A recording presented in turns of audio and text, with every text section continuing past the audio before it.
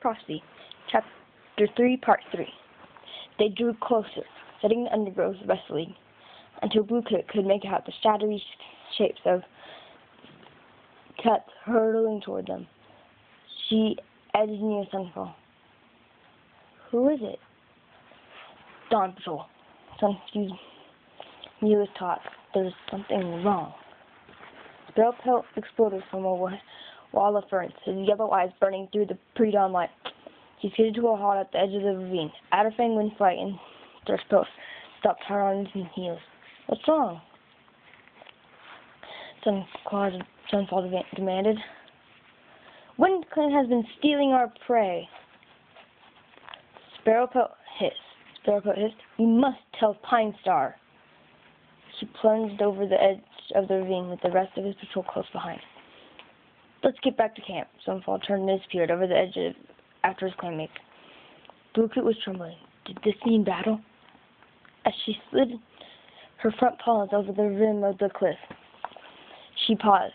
The sun was cracking in the distant horizon, spilling over the forest and turning the treetops pink. Pride and excitement welled unexpectedly in her belly. This was her territory, and her clan was in trouble. She knew with a certainty as hard as a rock that she would risk anything to help her clanmates. She half slid, half fell down the steep tumble of rocks, scrambled down the face of the giant boulder, and raced along the path to the rocky slope at the bottom. She was determined not to be left behind. The other warriors had disappeared into the camp, and by the time she reached the bottom, and she pelted through the gorge tunnel, praying she hadn't missed anything. In the clearing, Sparrowpelt was already sharing his story with Pine Star. The rest of the clan cats, pelts bristling, were gathering around them. Stonepelt and Stormtail patted, gray as shadows, from beside the minnow patch. Branches trembled around a fallen tree as Weed Whisker pushed his way out from the elder's den with Lark Song and Mumblefoot. Robbling paced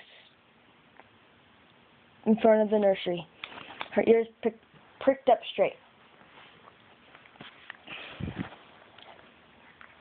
Dabbletail, a warrior for only 1 moon, but already acting like she was deputy, pushed past Patchpaw, who was padding fiercely from the apprentice's den.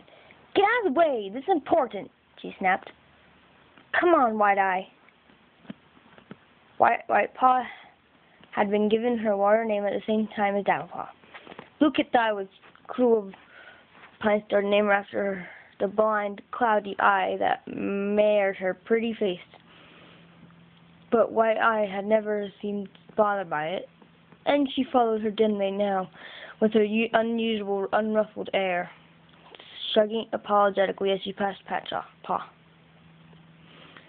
Blue Kit, Moonflower called from the front tunnel. She emerged from the shadows, her eyes round with worry. I've been looking for you. Have you not sighed? Her mew was sharp. You know you're not supposed to be out of the camp.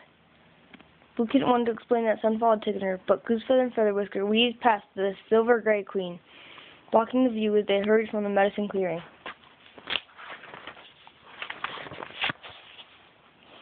Tail twitching, swift breeze swept in front of Blue Kit. Are you coming? Blue Kit nodded and followed.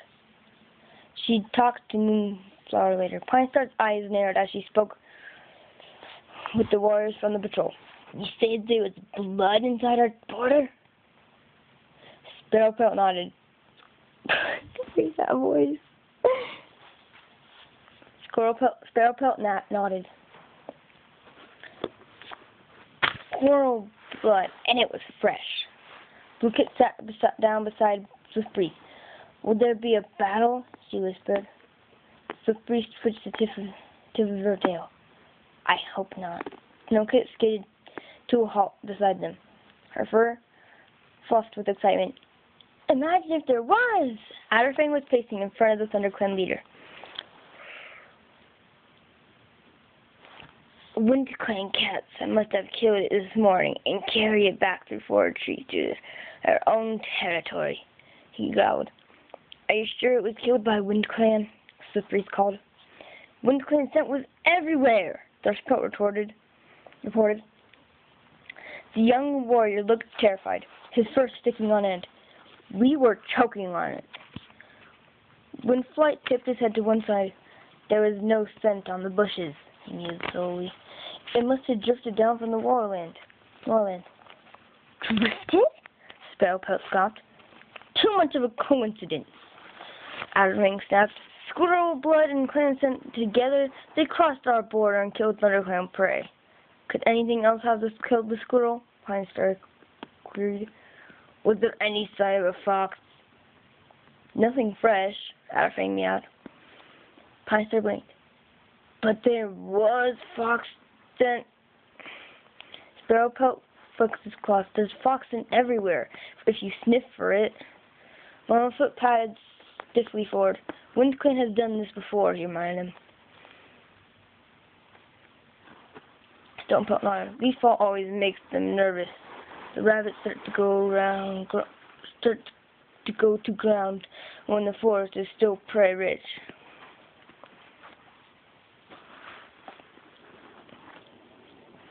Lost my place.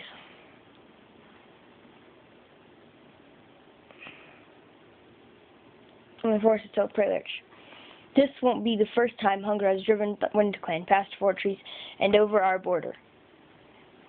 And it won't be the last, Sparrowpelt added darkly. Slippery swished her tail through the air.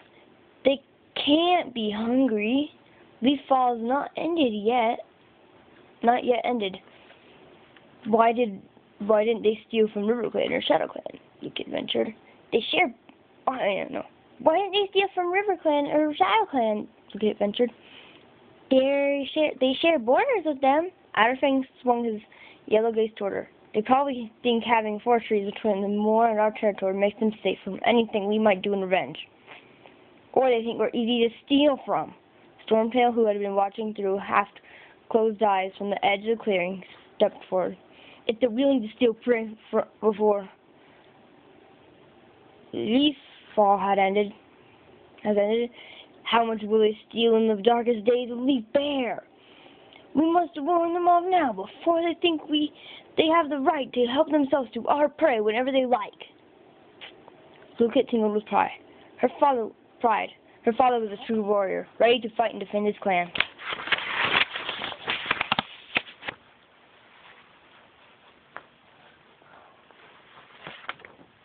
Oh, my back hurts.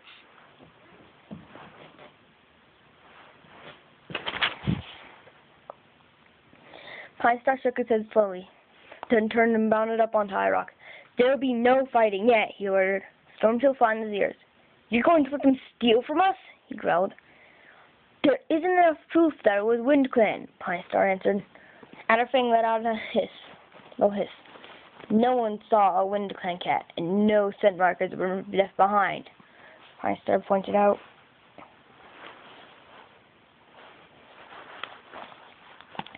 Only because they're cowards, Sparrowpelt yelled. Murmurs of agreement rippled around the clan. Pinestar turned to Goosefeather. Has StarClan giving any warning? Goosefeather shook his head. Nothing, he reported. Then cowards and not, Pinestar growled. I won't risk a battle on so little evidence. But I'll warn all the clans at the gathering tomorrow that we are being extra vigilant. He stared down at Sunfall. Organize extra patrols along the Fortress border. If you see WindClan patrol, warn them off. He narrowed his eyes. With words, not claws. Sunfall nodded. We'll resend the markers too.